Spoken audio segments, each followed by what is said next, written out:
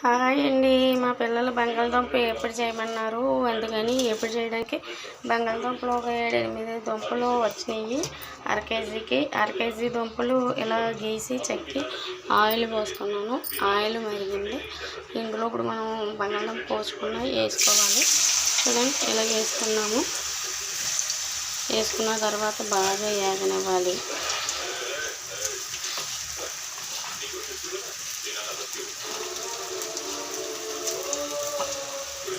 బంగాళదుంప ఇలా వేసుకున్నాము.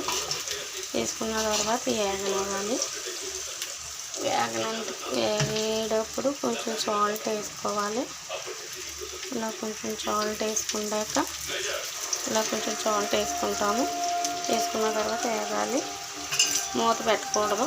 ఎప్పటికీ మూత పెడితే అది ఏమవుతుందంటే బంగాళదుంప ఉడికిపోద్ది, ఏగదు. బంగాళదుంప ఉడికిపోద్ది, ఏగదు.